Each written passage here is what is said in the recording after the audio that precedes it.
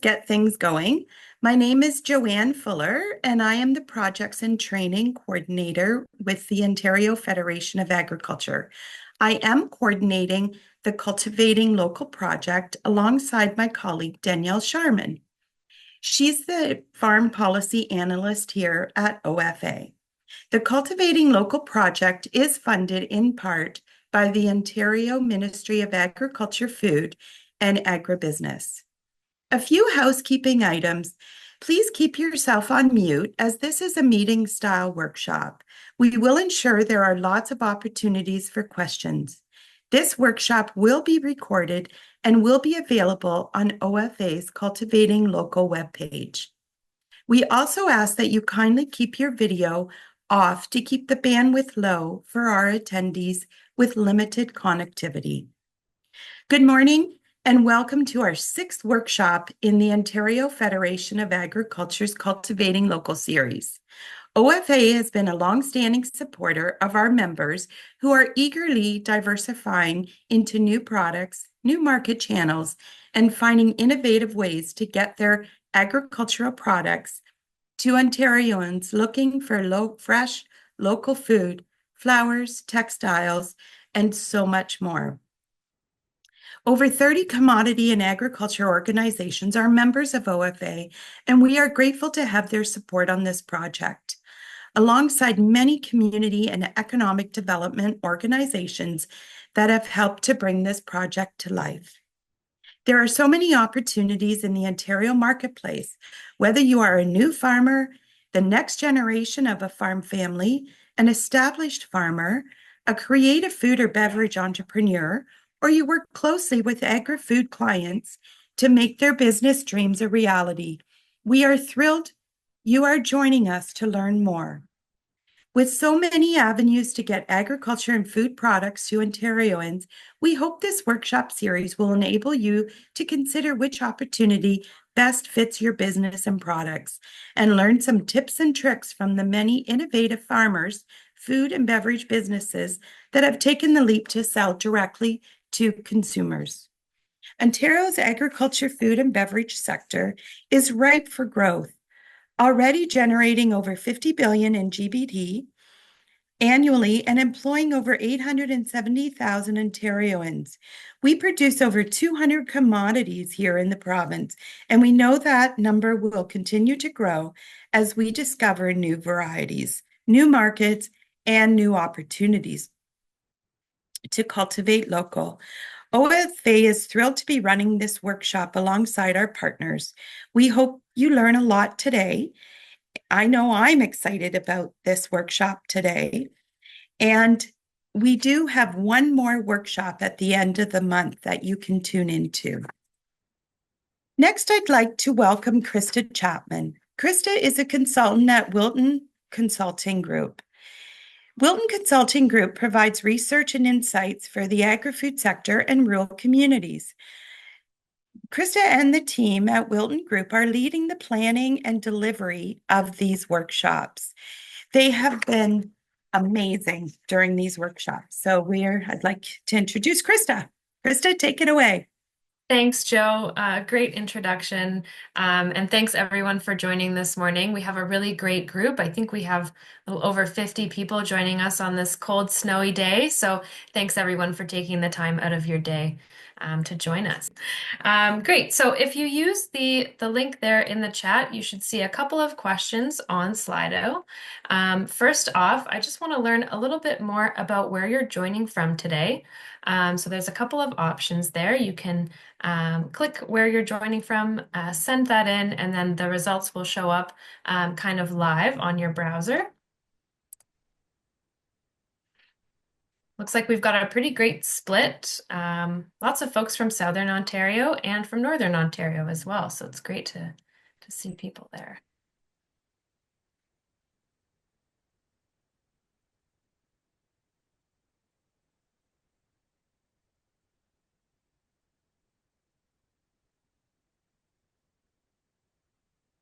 Yeah, really great split. Even people from Eastern Ontario and Central Ontario. We've got some folks from Western Ontario joining us as well, and even a few from outside of Ontario. So that's great.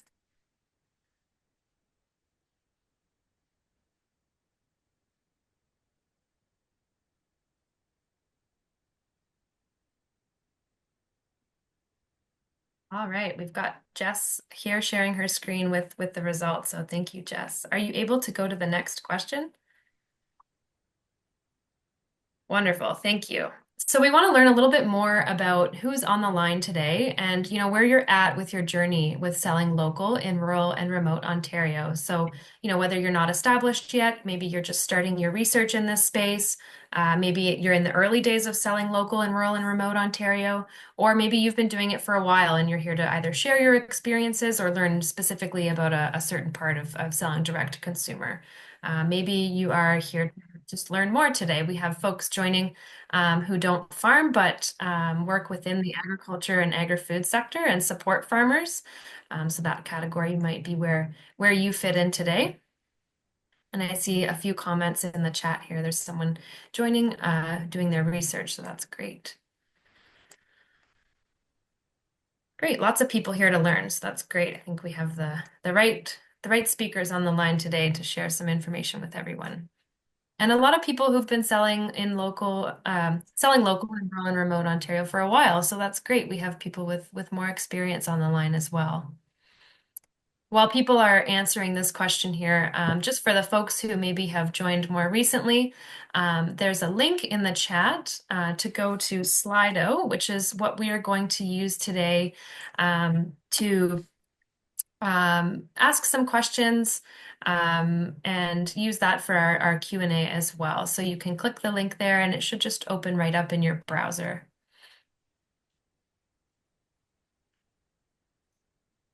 Great. Yeah, it looks like we have people with lots of experience and then those who want to learn a little bit more today. A good chunk of people who are not established but starting their research and then in those early days as well. So that's really great. It's good to have people with all levels of experience join. I think we can learn a lot from each other. Great. I want to head to the next question. Jess, if you can advance it there, that's great. So next, I want to hear a little bit more about maybe some of the challenges or hurdles that you've encountered when trying to sell local in rural or remote Ontario. Whether you're new or you've been doing it for years, or if you're just here to learn more, what's one thing maybe you want to learn more about? Using Slido, you can share one of those hurdles or challenges just in a couple words, 1 or 2 words. I'll read them out here as they roll in, and we'll use that today to help steer our conversations, hopefully address some of the challenges that we hear from you throughout our conversations today.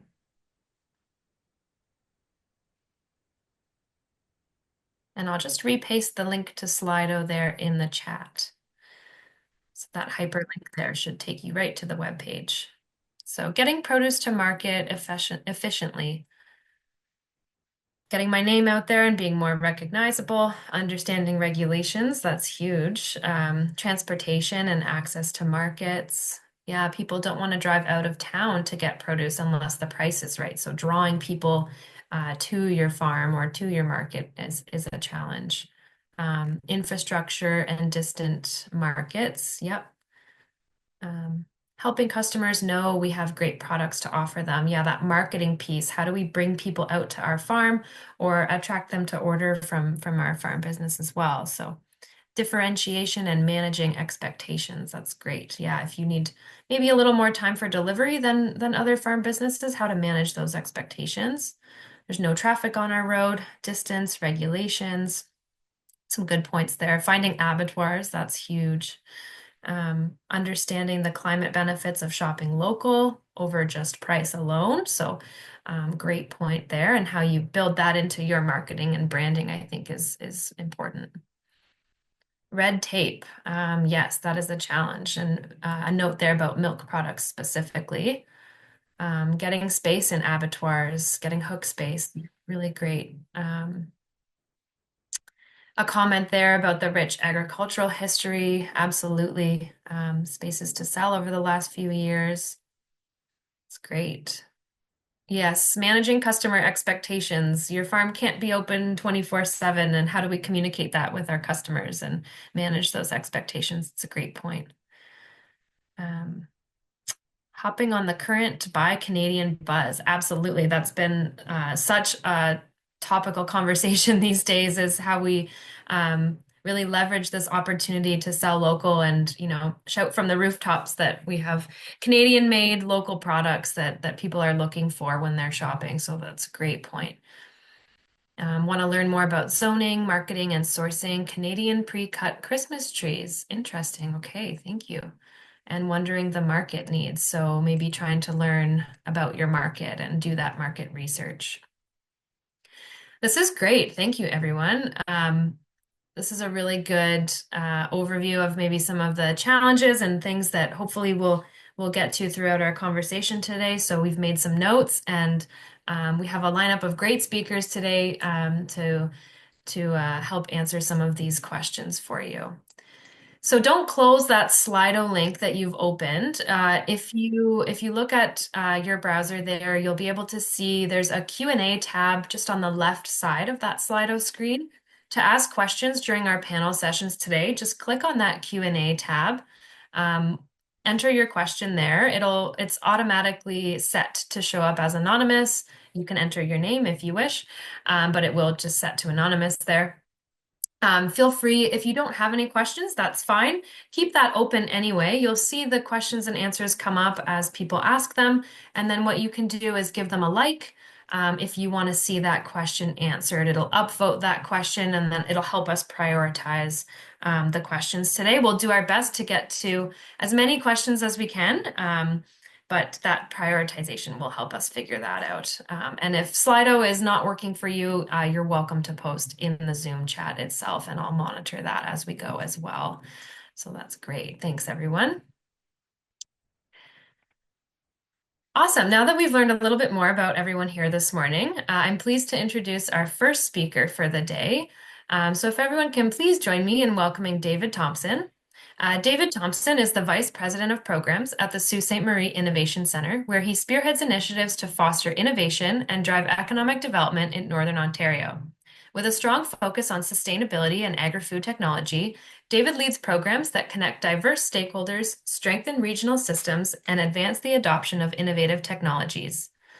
Please leave questions for David directly in the Slido Q&A, and we'll try to get to them at the end of the session. So good morning, David, and welcome. Yeah, morning, Krista. As you can see, I've got my Buy Canada sweater that I purposely chose to wear this morning to really drive one of those points home from some of that discussion there just now. So for everyone here, I'm Dave, and I'm one of the members of the Rural Agri Innovation Network, or RAIN. And with Rain, I was involved in starting Rain about just over 10 years ago now. And we did that to have a forest that would, in Northern Ontario, that could drive innovation and also drive growth in Northern Ontario's agri-food sector. So Rain, we're based out of the Sault Ste. Marie Innovation Centre.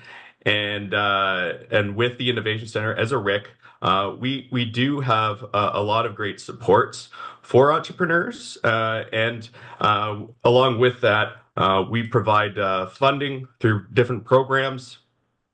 We also provide expertise in helping producers get market access, whether it's regionally or provincially or nationally. And we also drive innovation. So we lead a number of applied research projects that do just that. So today, OFA has asked me to talk about selling local in rural and remote Ontario. And when I think of selling local in the north, we know our challenges, right? Obviously, fewer customers, especially in a time like winter, when we don't have a lot of summer tourists coming to out to rural areas, and that can be particularly challenging in certain regions around the north. I'm thinking of Manitoulin Island as an example of that. We do have these distribution barriers. While we have a lot of big companies like Herb, that are doing transportation. There tends to be a lack of smaller distribution companies that can certainly help agri-food businesses to expand. We know about marketing struggles, trying to get noticed, especially when you're in the north, could be challenging. As I mean, we have small newspapers around, but we do have some online presences that we try to market through. Lack of infrastructure can be another big challenge. But some of the opportunities that I'm going to talk to you about today that are driving more revenues to farms include business to business partnerships, as well as different options around how to get direct to consumer sales going.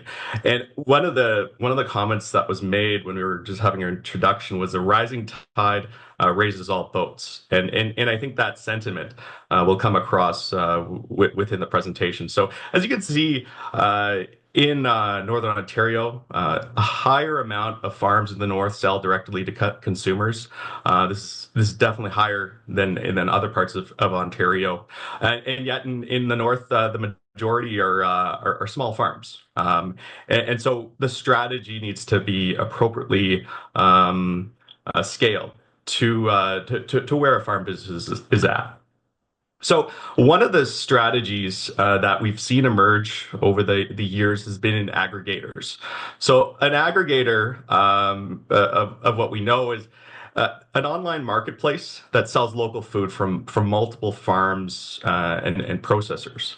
So with an aggregator, I'll go through the Superior Seasons as an example.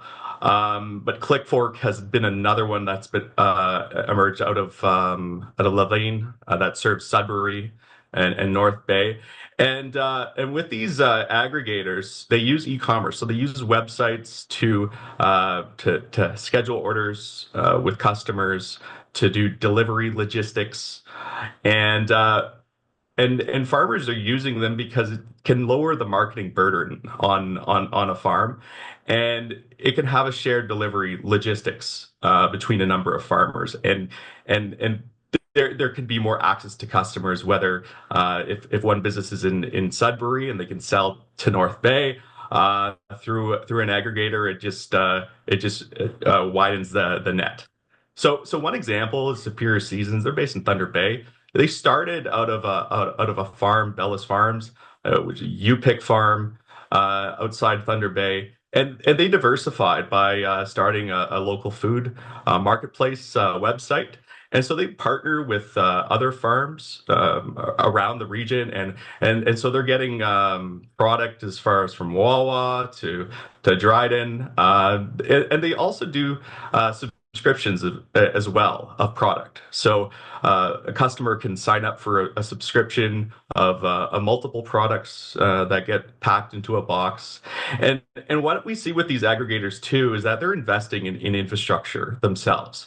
So some have commercial kitchens that they've set up within their operations, and that enables them to process food, but also deal with waste diversion of produce.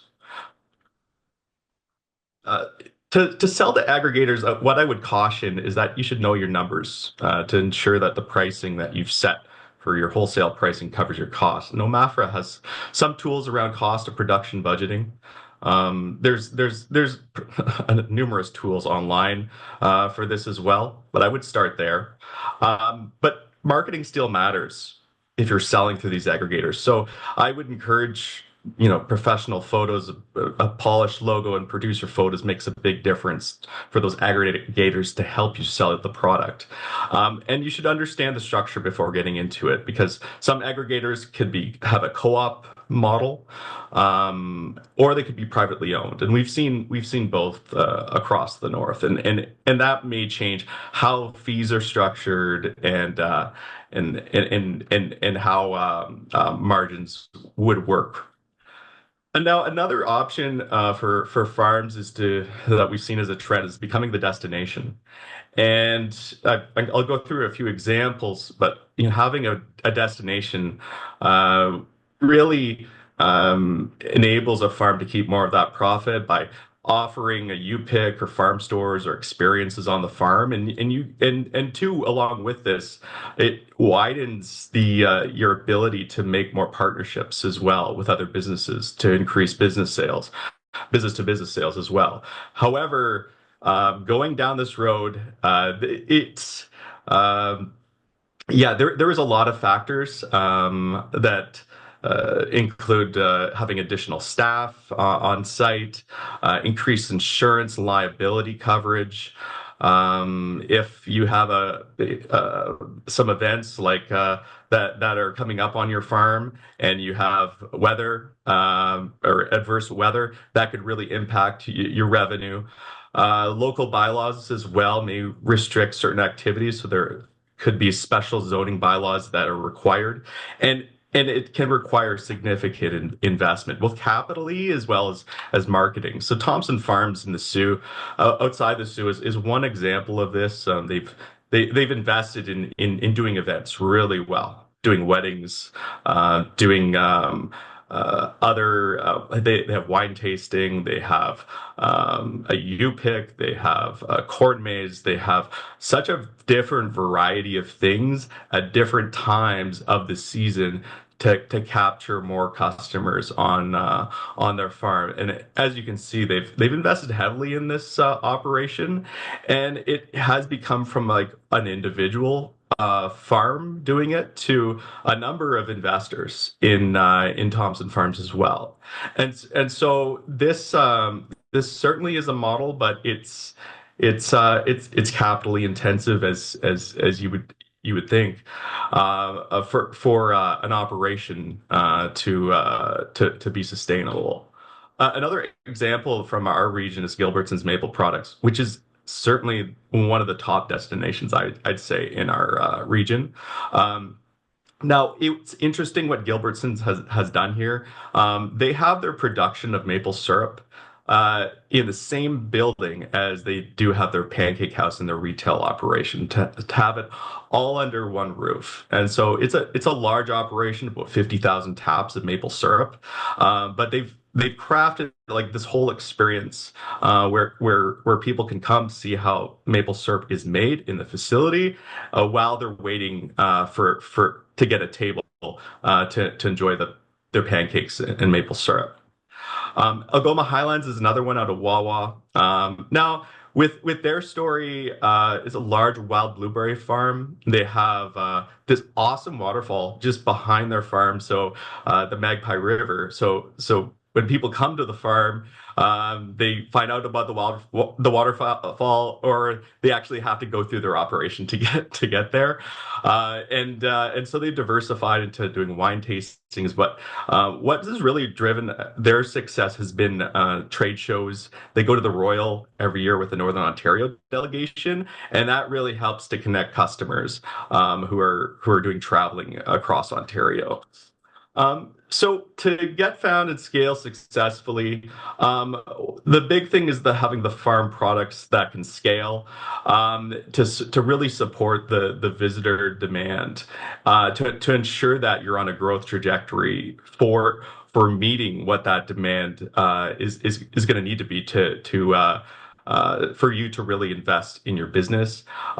Marketing is really essential. Google My Business is really key. Getting on that platform so that customers could give you reviews, and which is really key.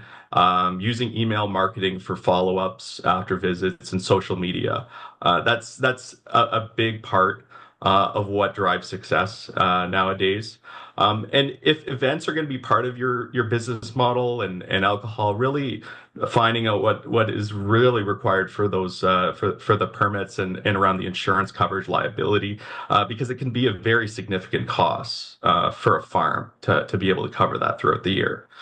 There are some funding and grants that we see that become available. The Tourism Industry Association of Ontario has grants. Through your municipality, there may be a tourism fund set up as well. We've seen farms in our area have accessed that. And in Northern Ontario, we have FedNor and OHFC to help with capital costs. Farmers markets are still a really classic, relevant way to sell in northern rural Ontario. Here are just a few examples from Johnson Farmers Market in Kagawong. And value-added agriculture is another big opportunity to turn raw farm products into marketable goods, and compliance is really key there. But we do have a support program called NOVA, or the Northern Ontario Value-Added Agriculture Program, currently through RAIN right now. And so we've been doing about 11-week training. We're right in the middle right now. But if anyone's interested about that, they can go onto our website and check it out as we really get into the weeds of the regulations there. So this is more about rain and our website, rainalgoma.ca. But I just wanted to show you one thing that we have been doing to promote local, which is a Biogoma Buy Local, is a local food directory. And we've come up with this map too, where consumers can search. Well, if they just want to look for meat, they'll have the ability to find farms that have that, or the ones that, might have an on-farm market. So this is just one of the tools that we put together because we did realize that if we can get everybody working together, it can be a more better experience for customers in our region. So I just wanted to show you that, and our website is biogoma.ca. But yeah, I'd be happy to take any questions, and appreciate the time and looking forward to the other speakers. That's great. Thank you, David, for that overview. Really great to learn some more about those programs and opportunities in Northern Ontario. I do have a question here from someone in the audience wondering about interest-free loans. Is that something that you've seen recently? And I'll say as well, like we will touch on some funding opportunities later in the session, but is there anything that stands out to you in terms of interest-free loans or maybe lower interest loans for farmers? Um, yeah, for low or no interest loans, if they live in Northern Ontario, I know FedNor does have low or no interest loans available for capital projects if it's a large project. In Southern Ontario, that might be FedDev. I'm really not too sure, but I think with the federal government, that would be one place to check. Community futures programs is another place to check. I'm really not too sure where their interest rates are right now. But besides the Canadian Agricultural Loan Act, the CALA loans through your regular bank, the going looking federally in some of those programs might be what you're looking for. That's great. Thank you. And you talked a little bit about agritourism as well. And I should say a couple of weeks ago, we did host a Cultivating Local session on agritourism. And it doesn't matter, what part of Ontario you're in. I think that content would be quite relevant and helpful for people on the line today as well. So we'll circulate the link after the workshop. But if you want to check out that recording, there's lots of really great information about agritourism specifically, if anybody wants to learn more about that. And really great to see some examples from Northern Ontario and as you shared, folks that are kind of doing things to expand their season. It's really awesome. So another question here for you. One of your slides, you mentioned that the majority of farms in Northern Ontario are, relatively smaller, bringing in kind of under that $100,000 in revenue every year. So what opportunities are you seeing for farmers in Northern Ontario to scale their businesses? Like what opportunities really excite you? Mhm. I'd say like the ones that are doing value added very well, and the ones who are really looking towards diversification really well as well. Yeah, we know of some farms that they've started off in one product, maybe it was berries, and then they're looking at, okay, well, we could add even like a hydroponics operation for greens, right? We could expand our sugar bush, right? That I've seen of how they could scale, or on the other side of looking to develop a product that they're scaling not just in their region but outside their region. and using the trade shows to kind of get that out, find distribution of those products. We've seen that for some value addeds in jams, in yeah, freeze dried products, in across a few different categories. Yeah, that's great. Thank you. I have another question from someone in the chat here. Does the NOVA training and mentorship program cover HACCP principles? So for value added foods, that's the food safety requirements, and how in depth is that training? So with that training, we touch on HACCP and some of those programs within one of the sessions. Like with the mentorship as well, like we have a number of mentors who've scaled food products and see what's required in HACCP type plants. So yeah, we do get to touch on that because yeah, that can be pretty onerous, especially if business is wanting to scale, right, like nationwide and through retail. Yeah. Yeah. Awesome. Great. Thank you. Um, Great. Just another comment in the chat here. Someone is here assisting a client with opening a farm in the Uxbridge area. Oh, great question, Amal, in the chat. I will get to that later on in the session, actually. So if you could hold on to that thought, we will get to that. But thanks, David. This was really great. And I guess maybe just to wrap things up here, any quick or what's your one piece of advice for farmers on the line today who are in Northern Ontario looking to start that direct to consumer part of their business or launch their business altogether? What's that one piece of advice you'd like to leave everyone today?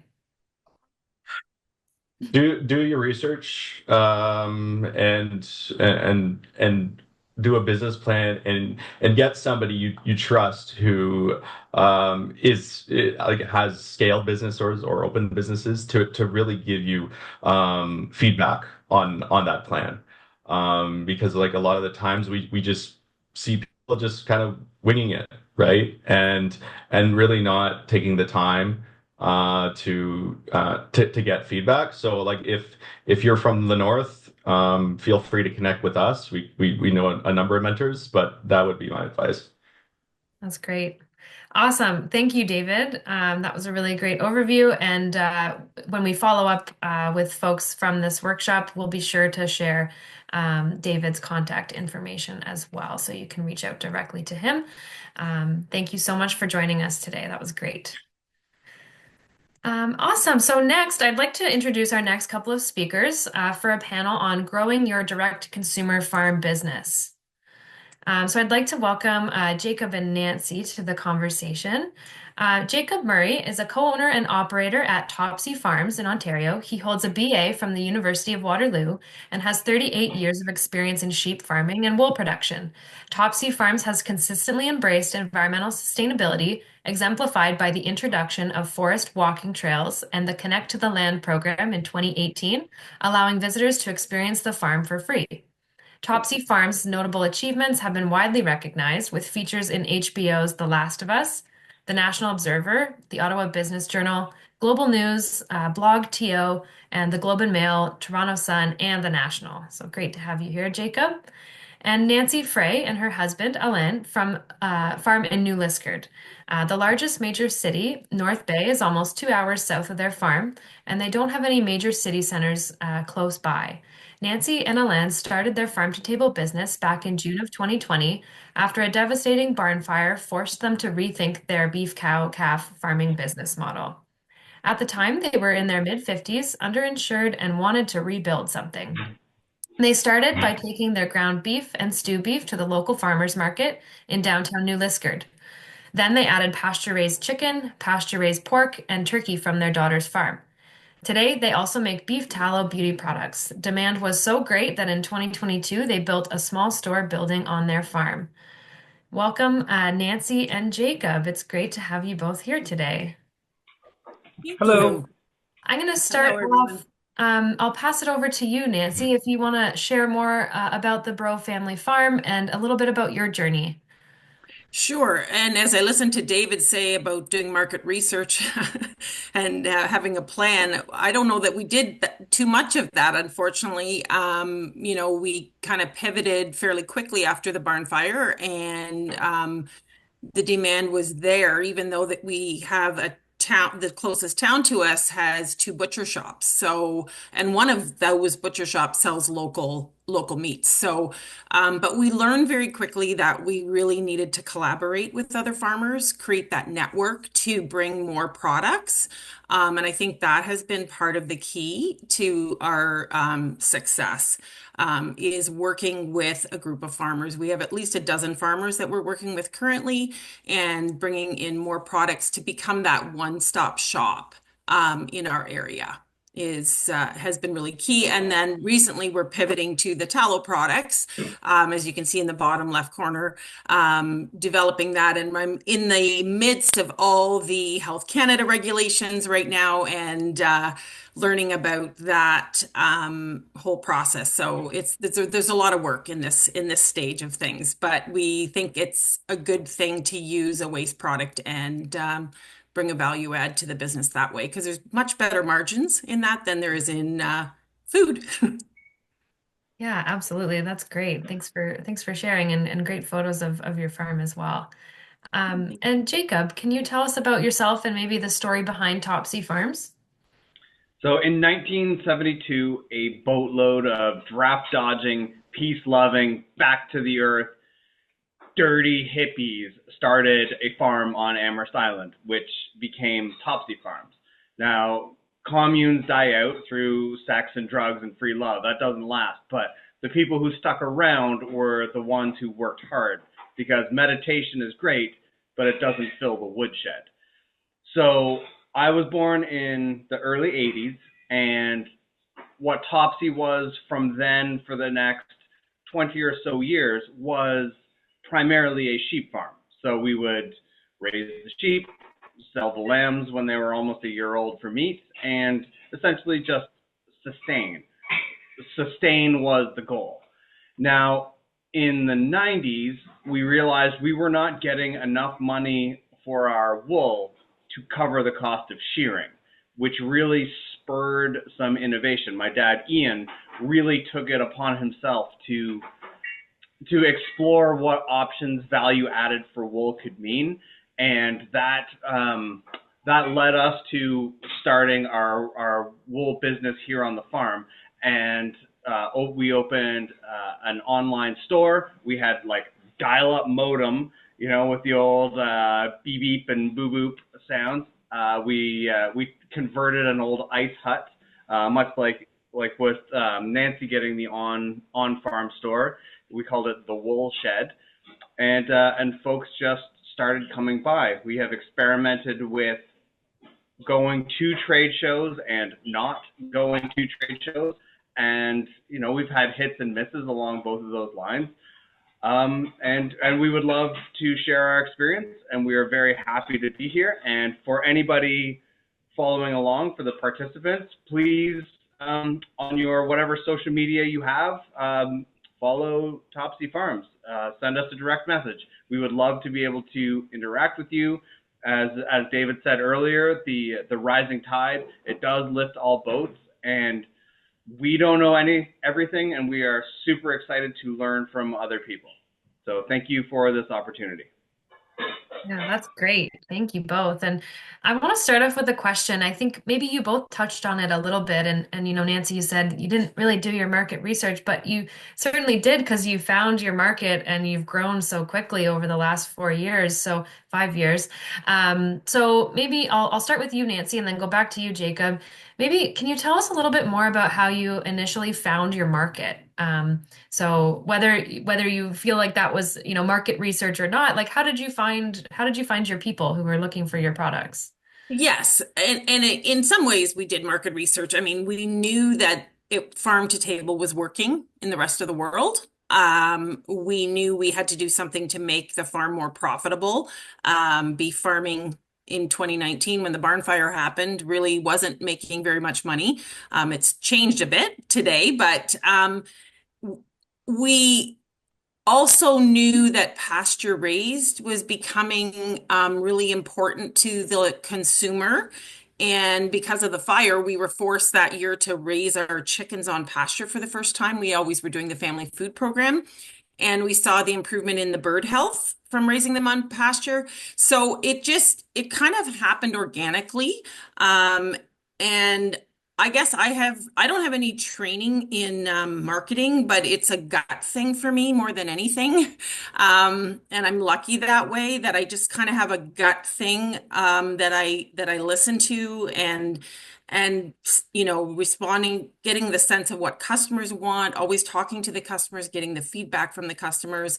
And the farmers market was very helpful as well in kind of getting that barometer of the local community and what they're looking for.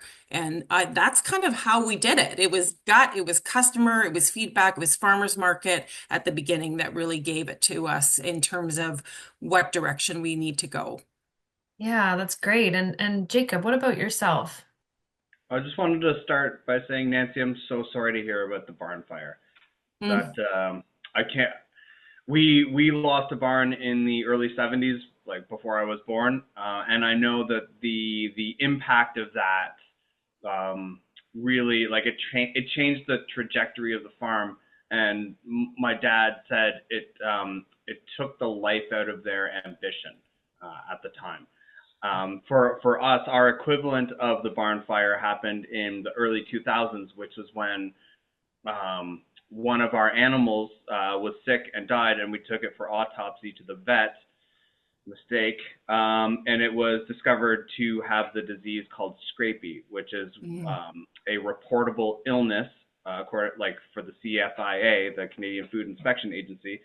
And so they came in and essentially they gave us two options, which was to euthanize the entire flock or do blood test, like selective blood testing, not selective, blood test everyone and then do a selective cull.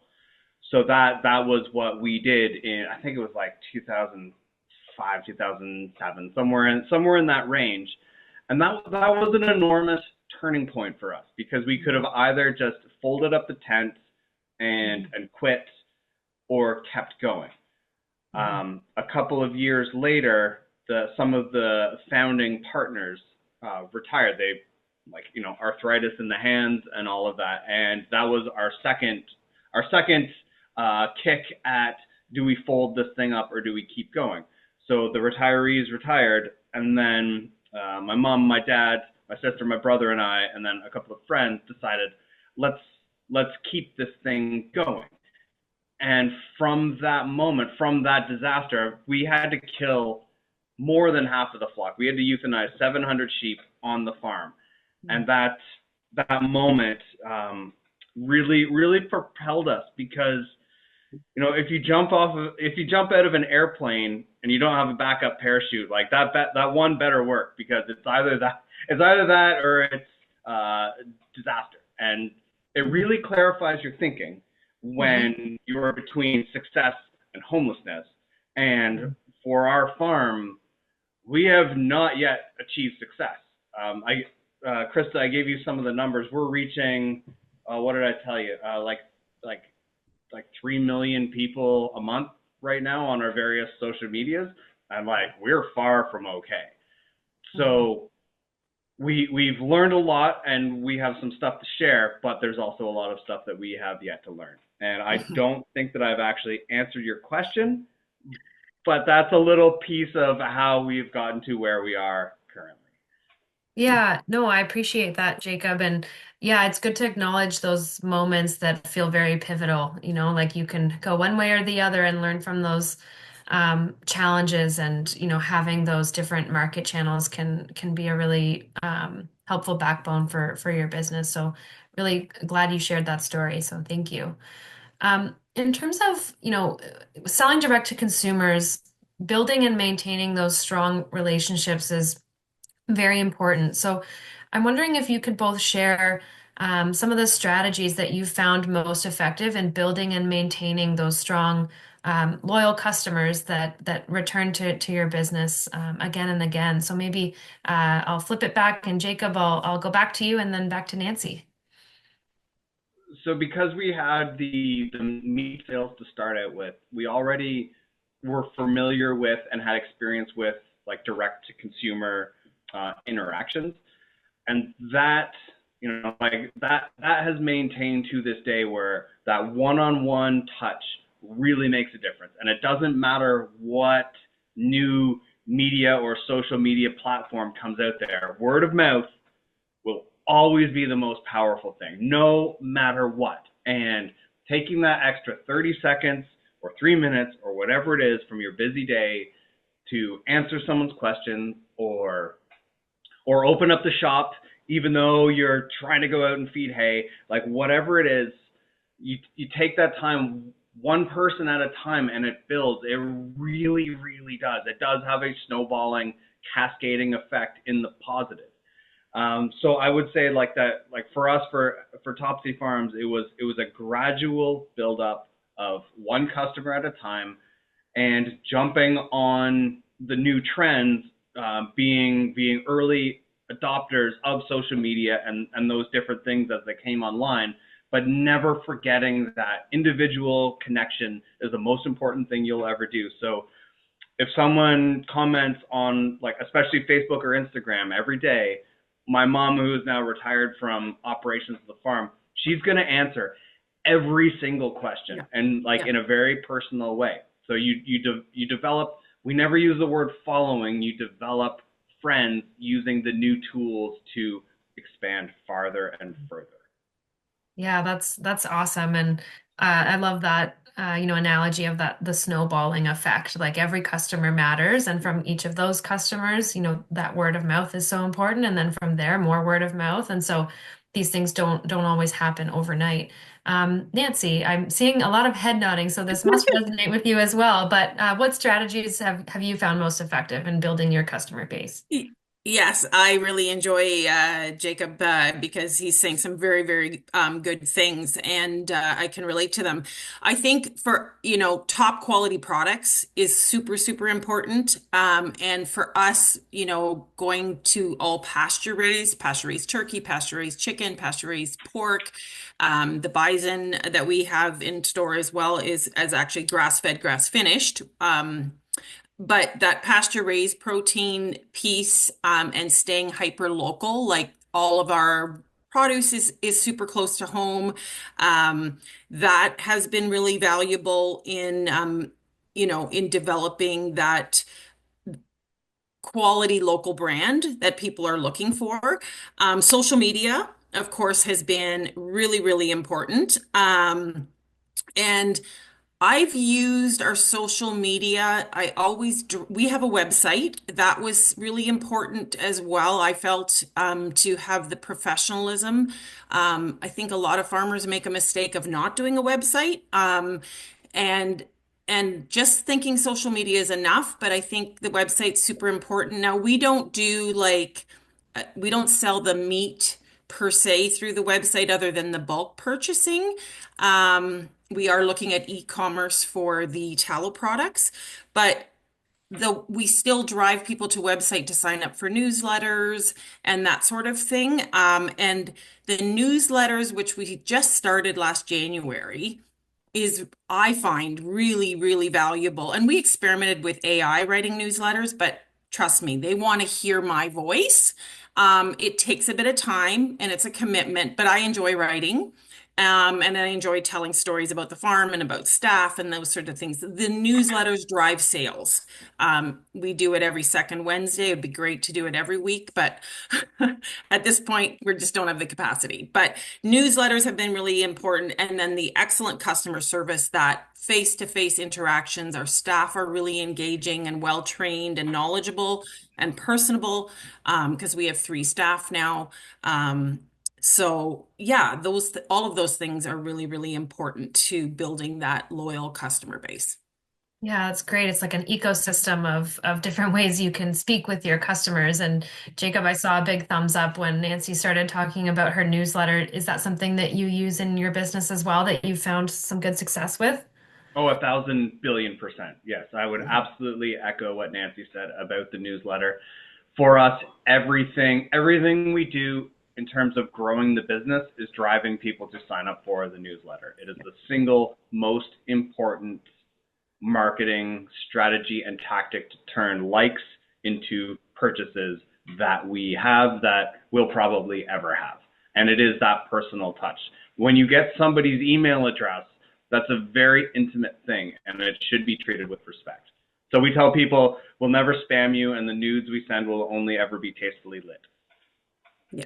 And we have just started implementing custom, like, because we use GoDaddy right now for our website, but again, not the greatest for e-commerce in any way, shape, or form. But we give them coupon codes in the newsletters that only they get. So that again drives the people to sign up to get those special codes, and then the recipes for my cooking reels that I do every second Monday, which are a lot of work, but and I don't really love, but people like it. The recipes go in the newsletter. So again, trying to get people to sign up and get engaged, because engagement, one of the things that I learned when I was, because I did hire somebody to help teach me a bit about social media, or a lot about social media, engagement is the most important thing, not the number of followers.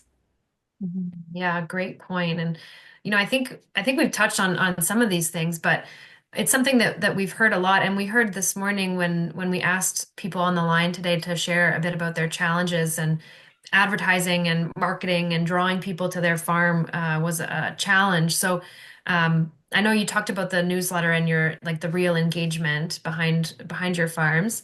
But for farmers in remote areas or more rural spaces, traditional advertising might not always be feasible if you don't have people always driving past your farm business. So what are some of the creative marketing approaches that you've used to kind of raise awareness of your products or your farm brand? And what has, the most impact? You want me to start on this one? Sure. Okay, so definitely social media, and it's super, super important for brand awareness, product awareness. We have a rotating theme, right now, and I have a great staff right now that's really good with the camera, and she does Tessa Tuesdays. Our farm dog is named Tessa, where we give raw dog treats and feature those, and they're funny, they're cute, animals and kids will always get engagement on social media. So, but we have a variety of things that we focus on. Wednesday is always a farm focus. Fridays right now is our tallow products focus. But we have something going on using polls. And again, it was all so intimidating when I started. And I invite everybody to look back at my beginning. They were pretty pathetic. But I didn't know what I was doing. But you gotta just get out there and do it. And you just have to do it. And you have to get your face on the camera, so people start to engage with you. I get recognized in my small town sometimes, at the grocery store, like, oh my God, it's Nancy from the farm. And it's like, it's kind of humbling. But it's super, super important. And I already touched on the newsletters, so I won't talk too much about that. The other thing that we did to increase awareness of our business, because we aren't on a major highway, we were on a side road, but we did a fundraising event last year for the first time for the local food banks. And we had 1,000 people, over 1,000 people come out to the farm. For our little community, Wow. that was pretty cool. It was totally free, except for, people had to do a food donation or cash donations, and we had like kids activities. We had a farmers market on site. We had wagon rides and tours to the field to see the cows and calves. We did chicken tractor tour, like tours of the chicken tractor area. And we raised almost $7,000 for our first year. So we were really pleased with that, and that certainly has increased awareness. I have spent very little money on like radio ads or even social media paid ads. I really haven't. We can't keep up with the meat demand as it is. We're already at butcher capacity. So I haven't spent a lot of money on that stuff, but I've tried to do creative things. And I do feel very strongly that if you're doing well, you have to give back to your community. That's something that is a guiding principle for us. And the Family Fun Day on the farm definitely was good exposure for the business. Yeah, that's really fantastic. Finding those opportunities that align with your values as a farmer and also contribute to your community. So really, Yeah. really cool and great to hear that. And thank you for sharing about your social media as well. Like you got to start from somewhere. So for everyone on the line today, maybe your homework is to go scroll through social media, find those early posts, and learn about how that's evolved over time. It's really great, and maybe leave a couple comments or likes as you go through. So that's great. Thanks, Nancy. And Jacob, what about you? So this question is a good one. Amherst Island, where Topsy Farms is located, is surrounded by urban areas. So Kingston is nearby, Napanee is nearby. We're between Toronto and Montreal, but we are on an island that you have to take a ferry to that you have to pay for. So we're on an island at the end of a gravel road on the way to nowhere. So our marketing is geared around either getting people here on the farm or feeling connected to the farm. So I very much echo what Nancy was saying about the Family Fun Day, about the food bank fundraiser. For us, it was our first really big thing. Like we've always, my first job was giving people tours of the lambing barn, like when I was a little kid. So we've always been welcoming of outsiders. My first big marketing campaign was right when the lockdown started. We reached out to Kubota, like Kubota Canada, with the idea of planting gardens for our neighbors during the pandemic, using the Victory Garden as like the old Victory Garden idea as a modern day solution to the anxiety and the fear that we and everybody else was feeling at the time. So we basically conned a multinational corporation into doing a national gardening campaign. And through that work, we ourselves grew in like our following and our brand recognition. But it was simply from that standpoint of wanting people to feel better about their day. Worry about your lettuce, not about what's happening in New York City. And that, like, it has to be authentic. And I think this speaks to what Nancy was saying. Like, if you're not real, people are going to smell that out in about 4 seconds. So find what is unique about your place. And maybe we can speak to this a little bit later. Find what's unique about your space or about your team or about your animals, and repeat that and repeat it and repeat it and repeat it in different ways, but come back to that same message because it will resonate with people. There are more people out there who want to hear your words spoken in your own way than those who don't. And the trick is the discipline and, as Nancy said, the work that it takes in your evenings and your mornings before you go out and do your chores to just do that every day, every day, every day. You have to every day. Topsy had 1,000 posts on Instagram with 1,000 followers. It was like one post per follower. And then, going back to the snowball thing, it starts, the momentum creates its own momentum. So I guess we can talk more about the specific later on. Yeah, that's really great advice. And I think sometimes what I hear from farmers is they don't often, know what makes their farm unique. So having that outside perspective as well to say, no, this is actually a really cool thing that you have that people would be interested in learning more about or coming to your farm to see or purchase. So yeah, really great advice there as Well, well. it was like that waterfall on the Mm. blueberry farm that David was talking about right at the start. That waterfall that blueberry farm has is nowhere else in the entire world. That waterfall is unique to them. And while they got a lot of other cool stuff, I'm sure, on their farm, that's one thing that they have that no one else has. And everybody has something like that. Not everybody has a sweet waterfall, but everybody's got something. Yeah, absolutely. Great points. I want to talk a little bit about the logistical challenges of being in a rural or remote place. So what are some of those maybe unique logistical challenges that you faced in getting your products to your customers, and especially in rural and remote areas? So Jacob, maybe I'll start with you again. So again, because we live on an island, the ferry ride is about 20 minutes. Like we have Canada Post, and we have, like Nancy was talking about, the online website where people can order blankets or yarn or t-shirts with our logo on it, or whatever it is. Those all have to be packaged up, put in a box, a label put on it, and then put in the mail. Canada Post, despite the strike, has been incredibly reliable and very affordable.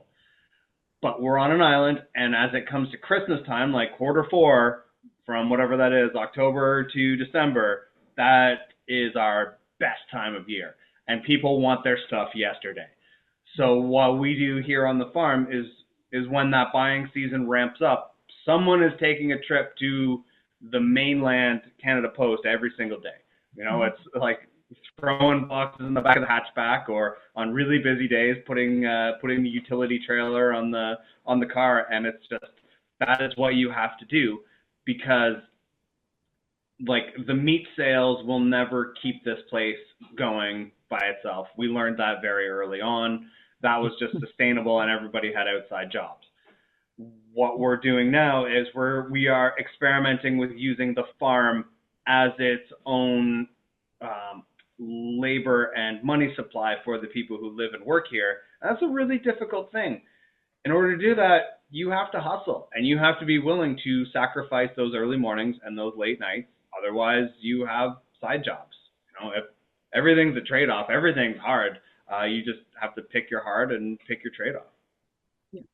Yeah, it's great advice. And Nancy, I know I see a lot of head nodding there. So, do you want to speak to some of the logistical challenges that you've faced, and building off of what Jacob shared, or adding any Yes. unique challenges for yourself? So we realized very early that it's not feasible to deliver products to our customers. At this point, we're now moving into the tallow products that we can ship, but meat products, I had zero interest. Again, I'm struggling to meet demand with the local business or the local community.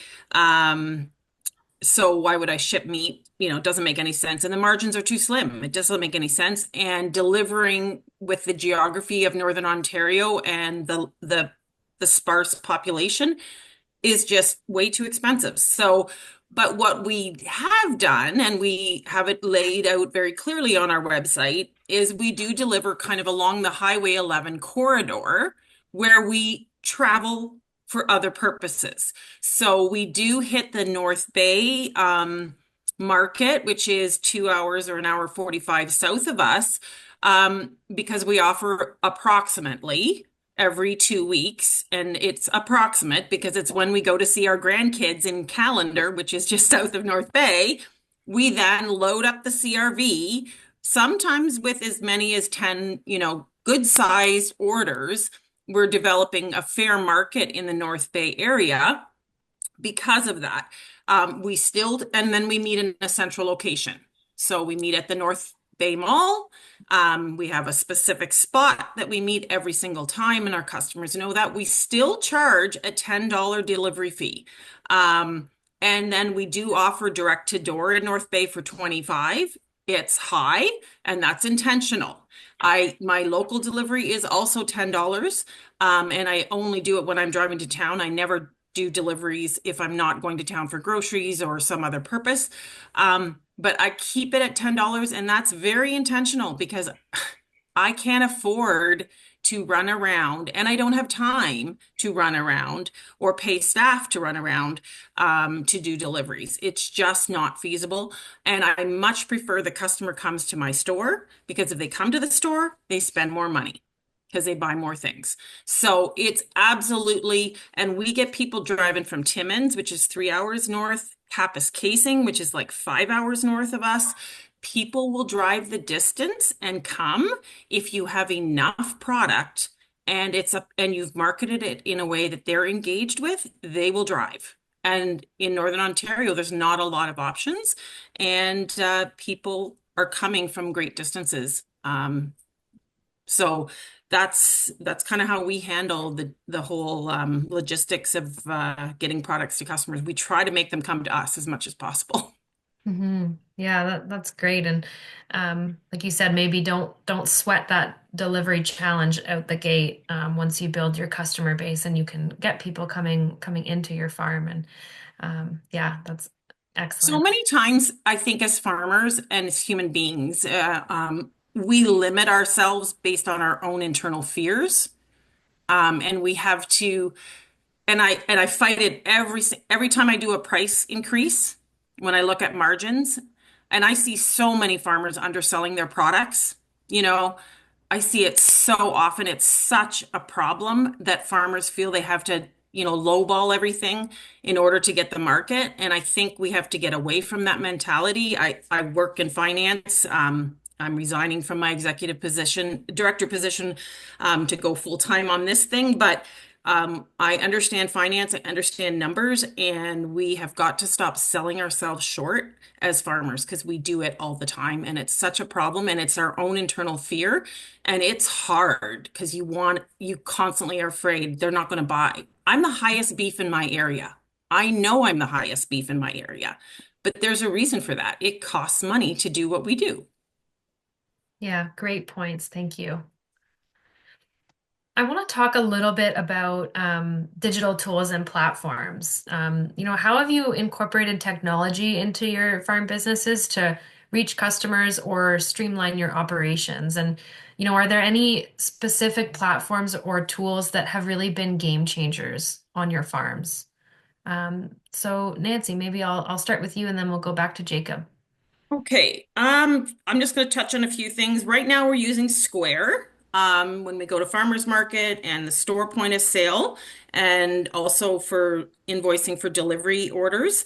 We're potentially switching to Shopify, but I'm meeting with somebody next week that is more of the e-commerce person in my community and doing some more research because I'm really not sure which way we're going to go. We're definitely not going to start shipping meats, but for the tallow products, I we have not yet. I don't know. I'd be interested to know if Jacob, if you do a loyalty program. I'm definitely interested in developing that. For working with staff, we have a full-time person now, and myself. Google Drive has been really invaluable for us because we can work seamlessly on documents and share information. Um, there was a snow day a couple weeks ago, and Diana couldn't get in, and she worked from home and got a lot of the social media posts done and that sort of thing from home because she could go into Google Drive. On social media end of things, I know there's a lot of fancy things. We just use business suites right now, that schedules Facebook and Instagram is really all that we're doing. Jacob probably has much more expertise in this because I think you're into TikTok and all those other ones. So I know there's platforms out there that you can do seamlessly. One of the things that I learned on the Nova program that David was talking about earlier, there was a presenter that talked about Clavio as an email subscription communications marketing tool that I'm interested in checking out, but we're not doing that yet. Canva, we use a lot to create attractive images, website, or not some on the web, and then newsletter images, and also for the social media. And you can put your brand colors in and create a nice, attractive social media. And then QuickBooks Online is what I use for bookkeeping. So that's That's all the great. things Yeah, we're using. a lot of really great options there, and I love your comment about the drive as well. It sounds simple, but it really did help in that time and a really good addition to your suite of other platforms and tools that you're using. Jacob, what about yourself? So as Nancy mentioned, Topsy Farms is on just about everything. Our OnlyFans is like off the hook. We've experimented with TikTok and blue. Like we've got 300 followers on Blue Sky right now. So if it exists, we try to have a presence there. We typically don't put a ton of time into any one, except we had a viral video happen on YouTube last lambing season, so last May, and I'd spent 5 years building our YouTube subscribers up to 1,000. So it took me 5 years to get 1,000 subscribers, and then it felt like in about 10 minutes, all of a sudden we had 20,000 subscribers, and then Wow. 50,000 subscribers. And then they're like, hey, you can get monetized if you'd like. So now we're up to, at last check, 82,000 subscribers. And now the farm is generating, I don't know, it's like $240 a month just from people around the world watching YouTube videos. Now, $240 is not going to pay the mortgage. It's no way, shape, or form. But we're already making the videos. We're already posting the same videos on Facebook, Instagram, all of the other things. So I'm looking at YouTube as just an additional source of revenue that we're already, it's already a sunk cost in terms of time and effort. I'm just making sure that I prioritize YouTube for the future potential.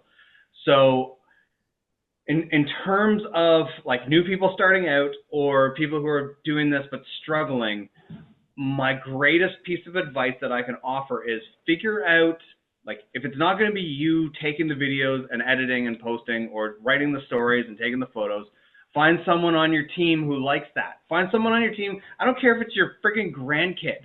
Someone on your team is already doing this and knows what to look for. And if no one exists, talk to the local high school. There will be a business class at the local high school. There'll be people in the local elementary school who are interested in YouTube. There is people who want to be YouTubers everywhere. Those skills exist, and if it's not you, find the person who is already in your community or your neighborhood who will do that for free, for experience, for a cut of whatever future profits there might be. That skill set exists, and if there's a Venn diagram for you, the individual who is running this thing, figure out where skills, interest, and ambition meet in the middle, and that's the place where you start. You figure out, like what Nancy was saying about Tessa the Guardian dog, Nancy, I liked your Nancy's picks, your selection of products. Figure out where to start, do that, and test. Do the spaghetti test. Throw stuff against the wall, see what sticks, do less of the thing that doesn't work and do more of the thing that does. And figure out how to not pay for it or not pay full price. Take advantage of the grant programs that are available. We'll get into this later, but don't pay full price for anything if you can avoid it. So question for you, Jacob, do you use an app that posts to all of those at the same time, or are you going into each platform? This is a thing that is a personal choice for whoever might be involved in this. For me, I do the individual posting for each thing each time because, like, I have an artist's soul, but I've always hated everything I've ever done. I've hated every painting I've ever done, every song I've ever written. They all suck, except this thing that I've done with the farm, telling the farm's story, either in words or in video. It's the only thing I've ever been proud of. So for me, that sent, like, taking the time to, like, you make the thing. I typically use for videos CapCut. It works very well. There's a free version, there's a paid version. So I'll make the video on CapCut, and then I'll just post it to each one, and I'll do usually a different caption for each one. And this is where your AI tool can come in handy. ChatGPT, Gemini, Siri, whatever it is, get them to rig up a caption for you. It could be short, it could be long. The other thing that I would say is to be wary of free advice. One of the things that Topsy Farms has the most success in is telling long form stories using Instagram as the writing platform. So it allows you like 400 words or something like that. And I'll fill that almost every day just for fun. In the morning, I'll just write basically like a journal. And the number of times that I've had people tell me, why would you put that much stuff out there? Nobody reads it. It's like, go through the comments, man. Like, maybe there's only 20 people reading it and commenting, but their comments, they read the whole thing to the end. Sometimes I'll put an Easter egg at the end. And like they're spending 5 minutes reading this thing. And in the 21st century, attention is currency. Get their attention, keep their attention, and be authentic. Yes, you write very well. I mean, I just went on your socials and saw the same thing, and I said, this guy writes really well. You're very engaging, and it captured me. And I don't have a whole lot of time to read, but I read the whole post because it was interesting and well written. So good job. Nancy, you should see my first ones. They were shit.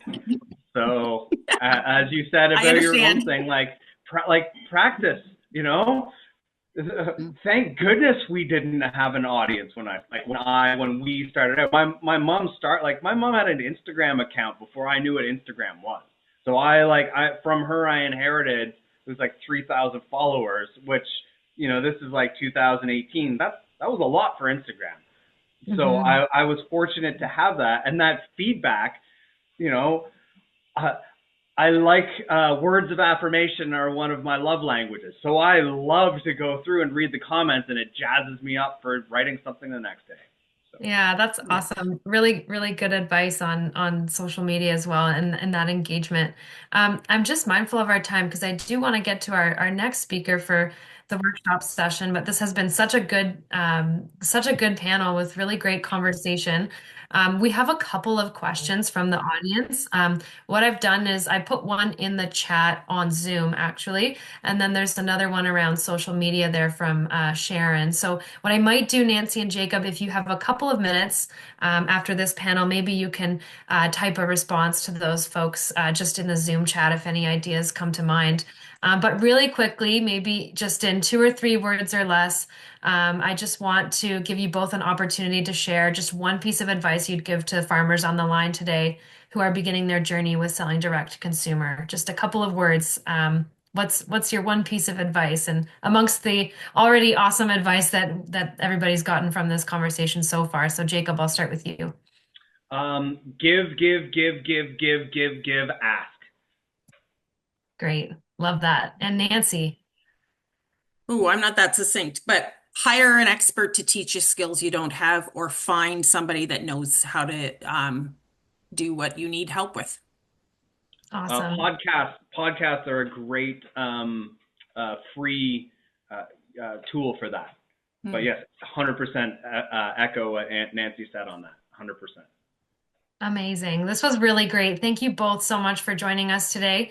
We'll include your social media information in our follow-up email to everyone on the line today.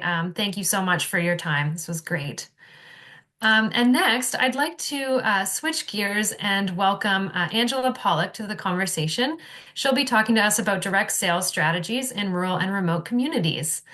So Angela is a partner at Four Corners Algonquin and the Wild Company, soon to be launched, in South Algonquin, Ontario. She's served on numerous boards, including the Canadian Rural Revitalization Foundation and executive positions with the Regional Tourism Organization 12 and the Dave Onley Award for Leadership in Accessibility Committee. Her day-to-day work involves program planning, accessibility advocacy, and capacity building, which has resulted in $2 million in funding for capital improvements to bathrooms, equipment, and local trails for small tourism operations in Ontario. She has degrees in communication and library science. So again, please leave your questions for Angela in the Slido or the chat, and we'll try to get to them at the end of this conversation. Welcome, Angela. Thank you for joining us this morning. Tell us a little bit about yourself and maybe the story behind Four Corners Algonquin. For sure. Thank you for having me, and thank you for that lovely introduction, Krista. And thank you to the previous panelists. I learned a lot listening to you, and I see that as a theme here, a lot of cooperative learning going on. So my husband and I started Four Corners Algonquin in 2018. It's a business, a camping business that is focused on what's called ready to camp. And so you can see in the picture there, we've got safari tents that are already built. Inside the tent, there are beds. Usually, most of the tents have a king size bed. The bigger ones have a king size bed and two twin beds, and they all have floor mattresses. And this allows us to do what we consider accessible camping. And so the tent site comes with a bag of wood every day. We'll help you start your fire. There's a picnic table, chairs, a barbecue. Basically, all you have to do is show up and enjoy your stay. You don't have to own the equipment. You don't have to carry the equipment. You don't have to pack it, unpack it, clean it, all of that stuff. You just show up. And we love what we're doing. And we especially love the accessible nature of what we're doing. So we've seen people, we've had guests who, I'm a couple of seniors, sisters who were in their late 70s, I think, early 80s. And one of the sisters had dementia. And the sister who planned the trip said, she still has those memories of camping, and I'm hoping that we can get them back. But I can't carry a tent, I can't pitch a tent and care for her too. So it was a good option for them. And we do work with all kinds of different groups. We started with accommodation because it has a fairly predictable process to it, and it was easy enough and accessible enough for us to give it a try. But we're working toward an experiential tourism product or combined product with experiences, which is what Wild Company will be when we launch. I'm running late. It was supposed to be open and launched February 1st, and we're going to target March 1st now, see if we can get it out. We work in a community of about 1,000 people, and we learned very quickly that individual success depends on a healthy ecosystem. And a lot of places that are small and remote and rural don't have the infrastructure you need in order to be a successful business. And so I think this dovetails nicely with Nancy's comments earlier about selling ourselves short. One of the messages that I've, shared and plan to share more is that tourism can't be a race to the bottom. You have to have your product, you have to hold your line and, try things. They're not all going to be successful, but you can't race to the bottom on pricing. Yeah, that's great. Thank you, Angela. Really good overview with your business and company. So thank you. I'm just going to stop sharing my screen here for a moment. So good to see photos of your glamping business as well. It looks like a really great spot. So you've built a successful glamping business in a smaller rural area. How important is community collaboration in your business model? And how do you foster partnerships with other local businesses to really strengthen the local economy? So yeah, that's a great question. And I was glad that you gave it to me ahead of time to think about because there's a lot to unpack there, right? So I think that, I mean, it goes without saying that communities and collaboration is important. And if you can get it working well, it's like it creates the smooth pathway to make things easier, all the work easier to do. But I think to some degree, the more important question is who are your communities, right? Because you have to show up differently depending on who the community is. You've got your geographic community, the people who are, physically closest to you, your neighborhoods, your, villages, whatever.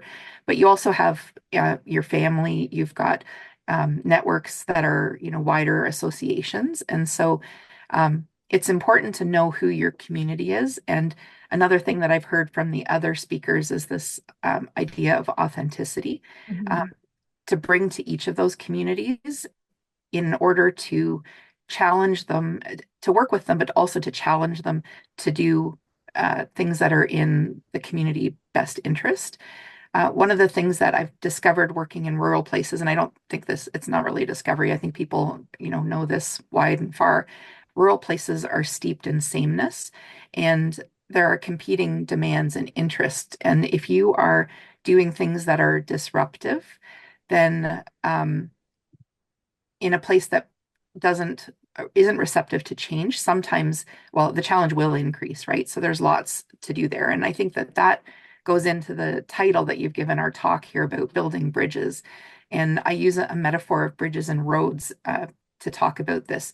There are lots of bridges, and we've heard about some of those, the community organizations or the organizations that you can connect to government resources, the formal resources.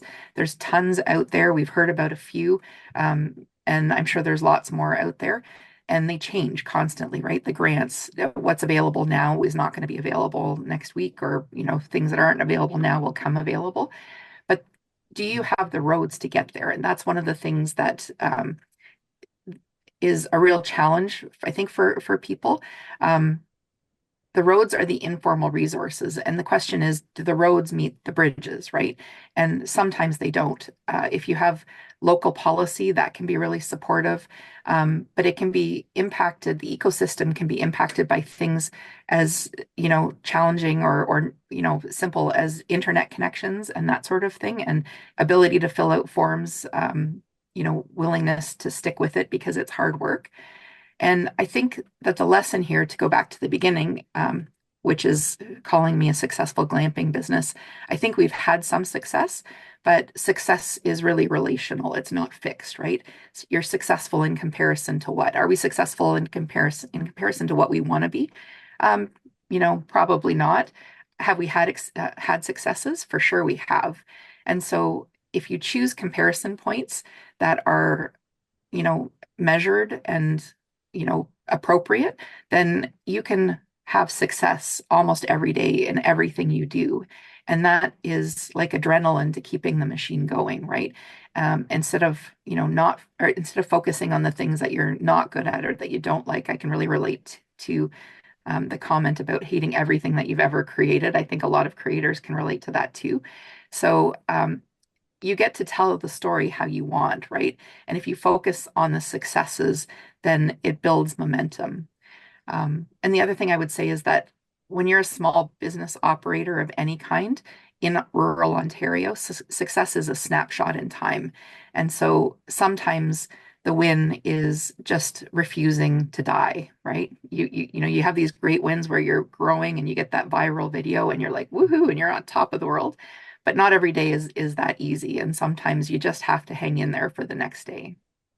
Yeah, that's a great point, and definitely some common threads coming up between each of our conversations. So I appreciate that comment as well, that you'll have wins and then there will be other days that are maybe more challenging than others. I want to ask you a question that we also asked our previous panel, because in your business you work to bring people out to your glamping spot. So, what strategies have you found to be the most effective in building and maintaining strong, loyal customer bases in rural and remote areas? That's another great question. So we are lucky. We have uh, if you look at the MTO traffic statistics and reports, they report years and years of traffic, like car vehicle traffic past the roads that go by your house on Ontario roads. And so when I look at the traffic patterns in our area, we can see that there are over 1 million cars that pass through every year. And it changes depending on seasons, day of the week, that sort of thing. But we started with something. We knew we had foot traffic, and so that really helped. Once we established the campground, one of the first things we did, not in the first year, but fairly quickly afterward, was we added a really unique product, which was our inflatable bubble tents. And we combined that with giveaways. So we had a really niche product, and we did a lot of complimentary stays in exchange for promotion on other people's social accounts where they had larger followings than we did. So the social media collaborations helped. We also were able to connect with larger marketing organizations like Destination Ontario. They often put a call out in the springtime for different kinds of businesses, and if you get on their mailing list, you can, find out about those, but you can also reach out to them.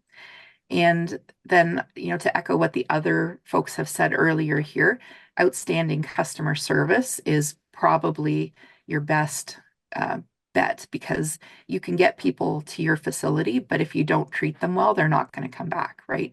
And outstanding customer service, even when it's difficult, is really it makes you stand out. It's worthwhile. It's worthwhile putting that effort into it. Yeah, no, that's great. Great advice and really interesting comment about some of the MTO data on drivers in your area and on nearby roads. So that's really cool and something I'd like to share with folks after the call, especially if you're looking to get into more of an agritourism space. That's really cool. So thanks for Yeah, sharing that. it's helpful to know how many cars are going past because that's sort of the drive-by traffic that you have, you know who to target. Mhm. And it gives good detail on the seasonal breakdown and weekend traffic versus midweek traffic, which you can um, have, it gives you insight into what you've got to work with before you actually do any marketing. Yeah, really cool. And there's a comment here in the chat about how to get that data on MTO traffic. So I think what we'll After I'm do, offline, I'll see if I can find the link and put it in the chat for you. yeah, that'd be great. And we can share it with folks after the call as well in our follow-up email. So that's really, really great. Thank you.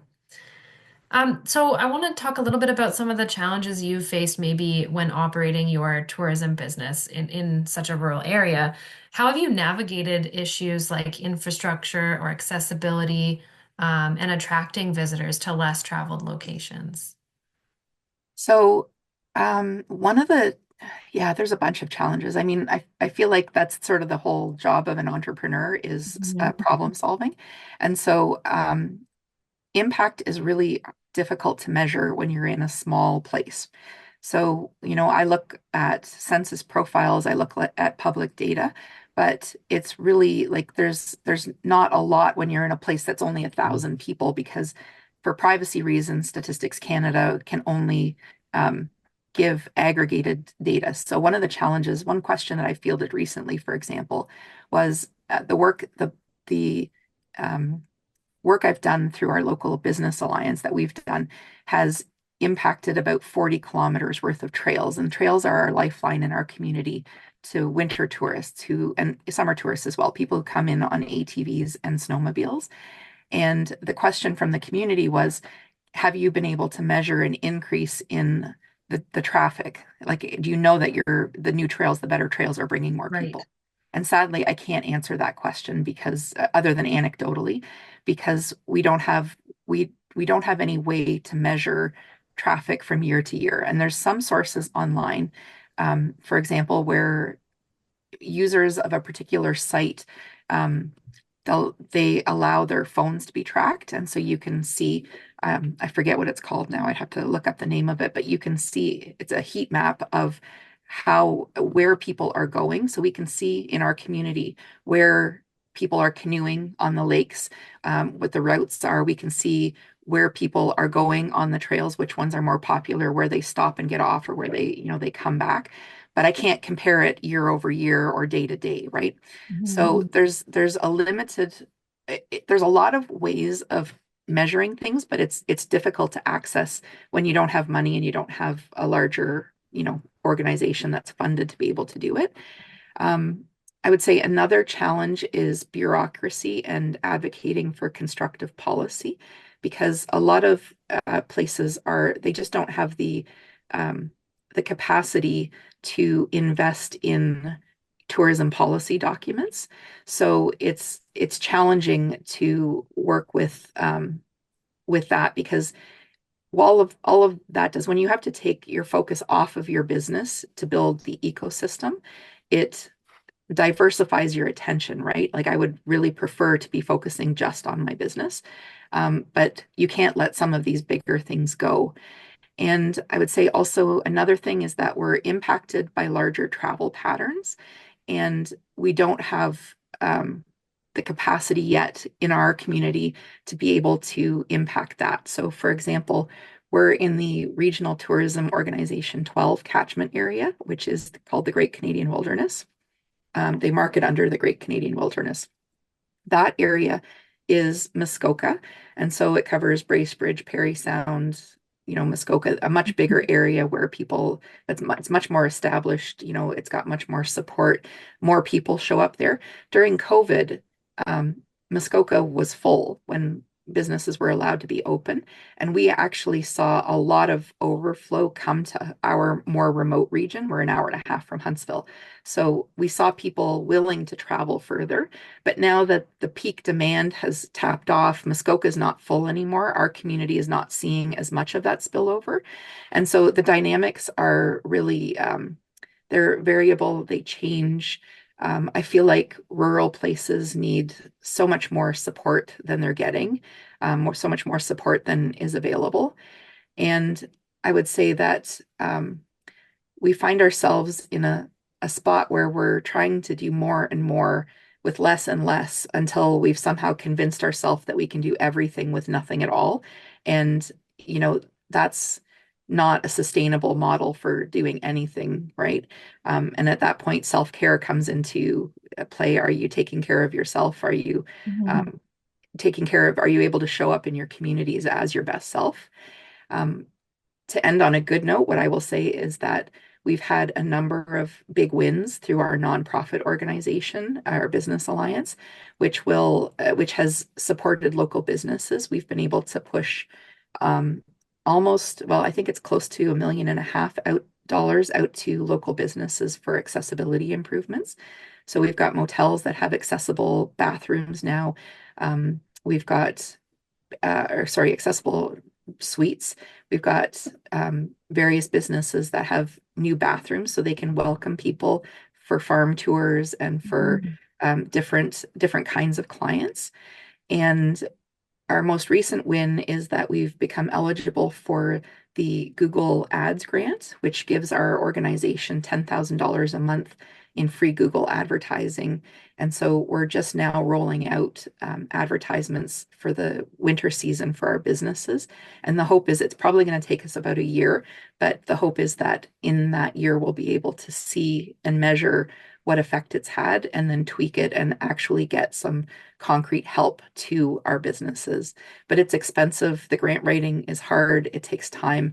So it's not easy. And this is really where, you know, it would be really sweet to focus just on my business, but the ecosystem really needs the work as well. Yeah, it's a great point, and it leads really nicely into my next question around, I know that you've worked with a variety of your local businesses to really help grow the tourism sector. So for the people on the line today who are looking to get into agritourism or bring people onto their farm, what advice would you have for other entrepreneurs or community leaders who want to work together to really help create that thriving local ecosystem if it doesn't already exist in their community? So I think that the biggest thing is that businesses need there's strength in numbers, right? People, the challenges that I face and the challenges that the other operators have faced here, there's common threads that run through all of it. And communication and organization is a key to that. Surround yourself with people who have done what you're doing or what you're trying to do. Learn from them. I find that most people are super generous with their time and with their willingness to share and figure out who that community is and then be the catalyst that brings that together. It could be through a business improvement area. It could be through an independent association. It could be through an existing organization like the Chamber of Commerce or the Canadian Federation of Independent Businesses. But figure out who that community is, and then do what you need to find support from outside your community because the community that we work in is that it'll be years before our community can afford to pay for the infrastructure that we need in order to survive.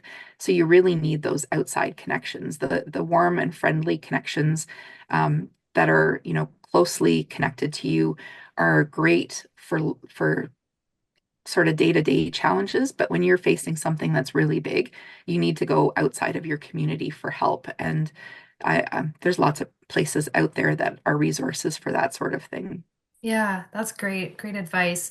And I want to touch on it was more of a comment in the chat, but I feel like there might be a lot of folks on the line with a similar or in a similar situation or might find themselves in that scenario. But have someone who shared, that they have almost no cars drive by their place where they're located, and that their farm is the source of almost all traffic, and that neighbors are concerned about that increase in traffic in their area.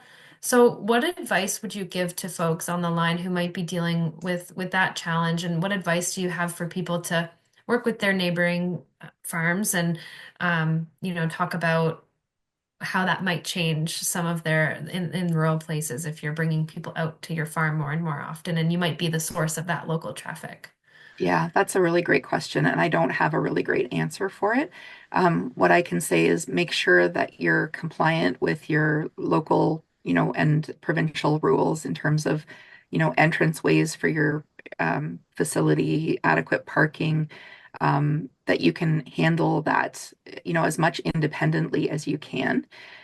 It's good to talk with your neighbors and learn what their concerns are to see if you can address them. Um, that's a really tough one. It's a really tough one.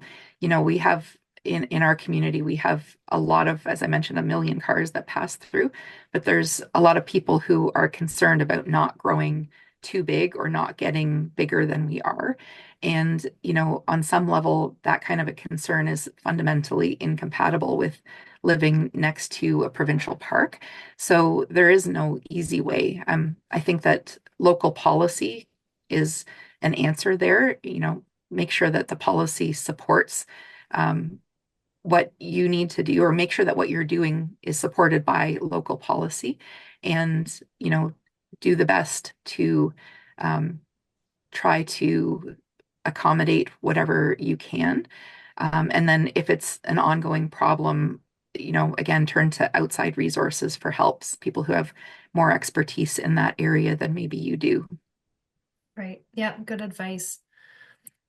I want to talk a little bit, going back to, bringing people out to the glamping business and attracting people to your area. Um, what kind of marketing approaches have you used to really raise awareness of your business and brand, and what's had the most impact in terms of consumer engagement? So we started on Airbnb. We had 5 tents and 2 porta potties, and that's how we began. And we made $15,000 in the first year, and that was, paled in comparison to what we spent. And this is one of those days, we sat down and my husband and I were like, okay, we didn't die. I think it's got potential, right? We carry on. Um, we relied for the first couple of years on Airbnb, and it was a good way to begin because Airbnb does all of the marketing. They've got the reach, they've got the people who come to their website, and then it's just a matter of finding you. And if someone's looking in your area, you will pop up, right? Right. It became clear to us pretty quickly that we wanted to get off of the Airbnb platform because we wanted to be in control of our messaging. We wanted to be in control of our sales. We wanted to be in control of our customer data, which you don't get when you're on these bigger platforms. And so part of it was just lucky. We had a customer who came to us and she said, I'm in social media marketing, and I absolutely love what you're doing and I love your message and I love how authentic this is. And if you ever need somebody to work with, give me a call. And I was like, yes, please, because it had been on my mind. And I was thinking, how do I find somebody in this? I don't know anything about this, right? How do I find somebody? So she has been amazing in helping us sort of chart the path for how to do this. And what I've learned from her, I don't do any of our marketing. I work with her to figure out what the strategy is, and then they implement it. Um, I've learned that investing in blogs is really good because that is basically the bread and butter of our organic traffic. And the more you have and the more people visit them and the more you update them, the more people will visit. That Right. keeps that traffic going to your website. And I would say that the other thing that we latched onto was a really unique offering, which was the bubble tents, and then we branched out into night sky tours. They're both very niche and they're both very popular, like trendy right now. And so when you combine those things with the right um, social media collaboration, or the right the right messaging, it can result in, this magical moment we call a viral video. And we went from, 3,000 to 23,000 followers overnight Wow. for friends, as our friend earlier said. And that really helps, right? And then once there's a business in the community that has that much of a following, collaborating with other businesses to boost everyone else's following can be really helpful. And what the Business Alliance is working on right now with our Google ads is trying to get more businesses up to the same level. So when we talk about infrastructure, we're not just talking about, the roads or the parks or the, trails or the beaches. We're talking about digital infrastructure. And a lot of businesses will have a website, but it might not be accessible, or it might not be um, able to connect adequately with the messaging in the community around us. So we've got, if we said there's, 10 businesses in our community that sort of pull the weight. We've got, some that work independently, and then other ones that, independently and are successful independently. They don't need anybody.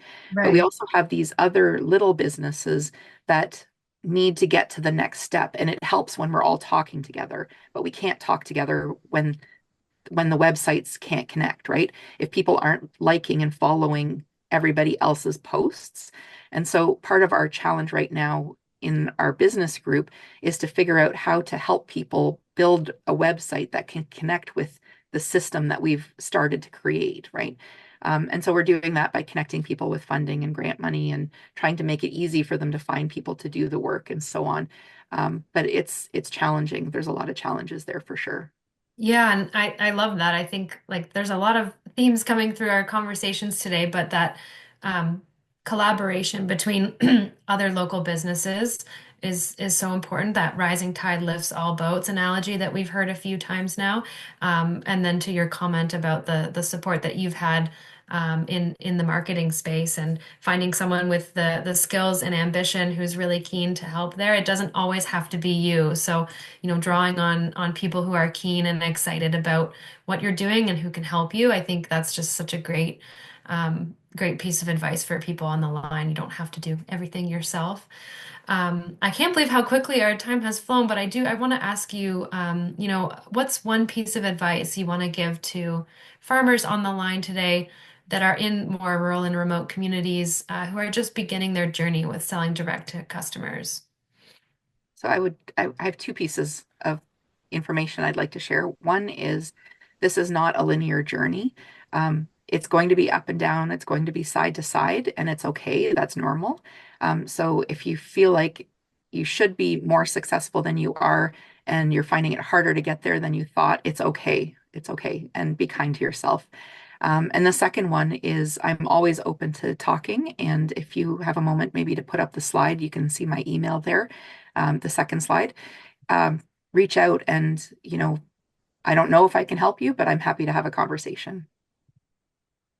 That's great. Thank you, Angela. And so I've put up your slide there. But for everyone on the line, we will also include Angela's contact information in the follow-up email. So this was great. Thank you so much, Angela, for sharing your time today and sharing some lessons learned from your businesses with farmers on the line today. This was really great, and appreciate your time. So thank you. Thank you for having me. Great. Next, I'd like to take an opportunity to just share some resources and some funding programs that might be of interest to people on the line today. We had a couple of questions about financing, supporting a farm who's trying to get up and running with funding programs. So I want to touch on some of these programs today. Jessica is going to share some links to resources and programs in the chat as we go. But don't fret, these links will also be shared with everyone following the workshop in the post-workshop email, so you can keep an eye on your email for those as well. So they're there for you. Before I get into those, please complete the short, it's just 2 minutes, post-workshop survey so we can use what we learned to inform the final workshop in our series, and who knows, maybe for other activities moving ahead. So Jessica's going to paste the link to the survey in the chat. It'll also be in the post-workshop email. So just take a couple of seconds there to help us understand how we did today and if there's anything else we can incorporate into future workshops. Awesome. So, getting into some of the resources and opportunities here, and some of these came up in our conversations today. Make sure if you're starting a business, if you're expanding your farm business, your Community Futures Development Corporation often has great resources for you, whether it's funding opportunities, mentorship programs. They're a great resource. So, look up which ones are near you. Your small business enterprise centers, there's a map that's hyperlinked here, but we'll include it in that follow-up email as well. They're a great resource for you. Economic development, tourism, and planning staff. So if you are expanding your business, especially if you're building a new structure, you want to be contacting your local planning staff. Your economic development team is a great resource for you, and they often have a lot of skills in tourism. And we talked about several tourism organizations today, whether it's your regional tourism organization, they're abbreviated to RTOs, so you can find which RTO is relevant to you. They have lots of great resources. Destination Ontario, FedNor, for example. So we had a lot of great conversations about those. And then check out your commodity and agricultural organizations that might be applicable to you. In Northern Ontario, there's some great ones here with Rain, who we heard from today, as well as the Northern Ontario Farm Innovation Alliance. There was some chat in the discussion area about programs through Ontario Soil and Crop Improvement Association. So there's lots of really great opportunities out there, and I encourage you to explore those. In terms of events that might be of interest to folks on the line today, the Ontario Fruit and Vegetable Convention is coming up next week in Niagara Falls. There's some great content in the sessions there on agritourism and some other relevant areas as well. So I encourage you to check out the agenda there. And if you're able to attend, it's a great event. And the Global Agritourism Network has some free webinars, and the recordings are posted on their website there. They're a great resource if you're looking to get into agritourism. And the workshop or the webinars there, they get into some pretty specific topics related to agritourism that might be of use to you. So you can check those out. In terms of financing opportunities, I just want to highlight a couple here. First, Farm Credit Canada food and beverage financing is available. They provide financing for a host of ag and agri-food activities, from bakeries to food and bev equipment, wineries and distilleries, and a lot more. They also have women entrepreneur loans, a young entrepreneur loan program, and tons of other financing resources and tools. So I encourage you to check out their website and see if any of those are of interest to you and your business. And they have some contact information there as well. BDC offers business loans and financing for entrepreneurs. So they have several financing opportunities available to you. You can contact them directly to learn about which options might be best to you. But some of their programs include small business loans up to 100,000, commercial real estate loans, loans for equipment, and then some entrepreneurship loans there for folks in underserved communities. So I encourage you to check those out as well. The Youth Employment and Skills Program has recently launched, so it's an opportunity to hire youth in the ag sector if you need labor on your farm, support for that. So support for up to 50% of the cost of salaries and benefits. Eligible applicants include farmers, agribusinesses, and Indigenous organizations. So it's open right now until February 24th. So if that's something that's of interest to you, I encourage you to check that out as soon as you can. And SNAP is the Sustainable New Agri-Food Products and Productivity Program. Eligible projects for the program could fall under, new products, productivity enhancement, clean growth in agri-food, up to $10,000 at 50% cost share for individuals. But if you have collaborations, you can get up to 25,000, 50% cost share for that. The current intake is closed, but you can fill out the form on the website for more updates. And I'll also note, David had mentioned the NOVA program, which the current intake for that is currently closed at the moment, but he did mention to reach out to him if you wanted to learn more about that program or talk about future opportunities there. Great. So, in terms of next steps, appreciate the support of OFA's commodity and partner organizations throughout this workshop series. If you're looking into selling ag products as part of your direct-to-consumer business, please join us for our final upcoming workshop on February 27th on Beyond Food, so opportunities in textiles, ornamental horticulture, and more. You can register using the QR code on your screen there or by clicking the link in the chat. And please check out all of the past recordings from our workshop series. This is our eighth workshop, and all of the recordings are available there, and you can check out the resources there. So thanks everyone for joining us today. A big thanks to all of our speakers, panelists, and all of you on the line today. Thank you for participating, and I hope you enjoy the rest of your day. Thanks everyone.